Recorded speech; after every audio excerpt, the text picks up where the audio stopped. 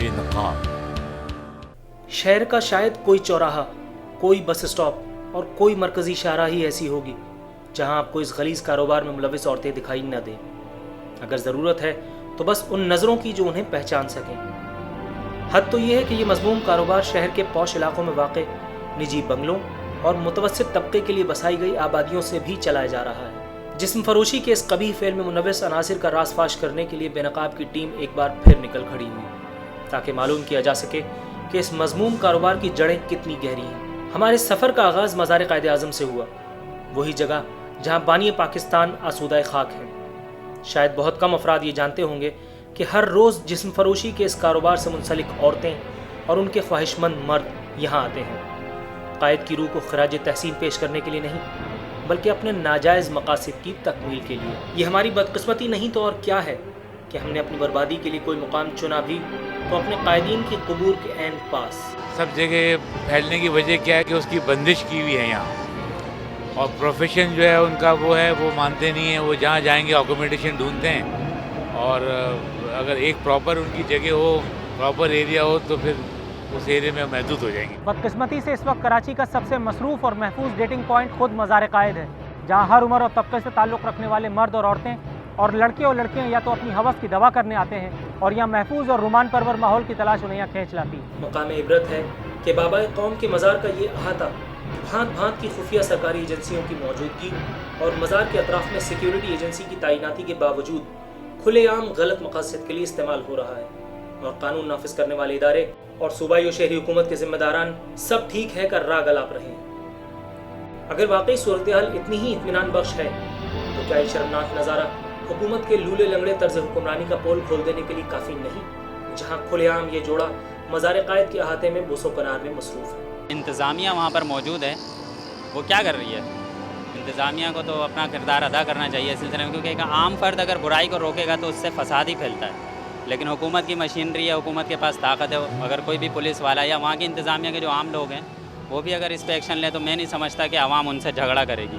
आवाम तो बिल्कुल इस चीज़ को सपोर्ट करेगी। अगर कोई एक वाक़या, मैं समझता हूँ कि अगर बहुत सारे कपल्स बैठे हैं, अगर कोई एक के साथ सख्ती का रवैया अपना लिया जाए तो बकिया लोग खुद ही इबरत पकड़ लेंगे। इस किस्म के बेहुदा मनाजिर सिर्फ मज़ार कायद के अहाते में ही दिखाई नहीं देते, बल्कि शहर के कुछ और तफरीही मकामात भी इनका मरकज़ है। यूँ तो जिस्म फरोशी का ये घिनौना कारोबार शहर के बहुत से हिस्सों में जारी है, मगर इनमें से कुछ ख़ास इलाकों में शॉन चौरंगी, क्लिफ्टन, सी व्यू, बाग इब्न कासिम, लिबर्टी चौक, तारिक रोड, अल्लाह वाली चौरंगी पर वाक़ मैकडॉनल्ड्स का parking area, Aladdin park, safari park और नेपियर रोड ख़ास तौर पर काबिल ज़िक्र है। जिस्म फरोशी के मामले का एक इंतहाई नाकाबिल यकीन और तल्ख पहलू शहर के मुख्तलिफ गर्ल्स कॉलेजेस की तालिबात का इस कारोबार में मुलविस होना भी है। कौन से कॉलेज में पढ़ती है? मैं कॉलेज आपको नहीं बता सकती। ये काम क्यों करती है? ये मजबूरी है घर का खर्चे निकालने के लिए। मेरे घर पे कोई कमाने वाला नहीं है, मेरे माँ बाप गरीब है, और ये मेरे दोस्तों ने मुझे रास्ता दिखाया था। एक तरफ तो आपको कानूनी चाराजोई करनी होगी, कानूनी प्रेशर डालना होगा, दूसरी तरफ अवेयरनेस है, तब जाके चीज़ें ठीक हो सकती हैं। और फिर भी आप देख लें जहाँ कानून भी है वहाँ भी प्रोस्टिट्यूशन है। जब आप उनके इलाकों पे रेड करेंगे और उनको वहाँ पाबंद करेंगे तो वो दूसरे एरियाज़ में जो पॉश इलाके हैं, आज आप कराची की बात देख लें, डिफेंस क्लिफ्टन में ऐसे घर मौजूद हैं जहाँ प्रोस्टिट्यूशन होती है, ठीक है, और हमारे पुलिस ऑफिसर्स को भी पता होता है उस इलाके की। मगर जब कंप्लेन आती है वहाँ अगर कोई ज़्यादा प्रॉब्लम क्रिएट करते हैं वो लोग, तो उस पर नोटिस लिया जाता है। अदरवाइज़ तो खामोशी से तो बहुत काम हो रहे हैं। ऐसा नहीं कि इस फेल में मुलविस अफराद सिर्फ इनफरादी हैसियत में ये कारोबार जारी रखे हुए हैं, बल्कि ये एक माफिया है जिसकी कमान किन बासर हाथों में है कोई नहीं जानता, माँ सिवाय चंद नाम निहाद मसीहाओं के। और अब सुनिए इस मज़मूम कारोबार से वाबस्ता एक आंटी के कुछ चश्मकुशा इंकशाफात, जिसने अपनी शनाख्त ज़ाहिर न करने के वादे पर हक़ाइक़ को बेनकाब किया। लड़कियाँ आती हैं, मैं पंजाब से, कराची से, बड़े बड़े मुल्ला की लड़कियाँ जो हैं ना इस लाइन में हैं। 50-50 साल के जो बुढ़े हैं ना, 80-80 साल के, वो भी आते हैं। वो भी कहते हैं हमें कोई रेखा जैसी दो।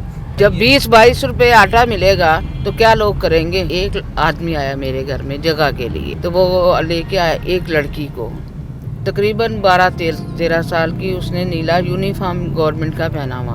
मैंने एकदम लड़की को पकड़ा और दूसरे कमरे में ले गई। मैंने कहा कौन है तू, क्या है? कहती मैं स्कूल में पढ़ती हूँ, ये मुझे अपनी गाड़ी में बिठा के ले आया 100 रुपये की लालच में। मैंने कहा ये तेरे इस काम के लिए लेके आया है। बच्ची रोने लगी।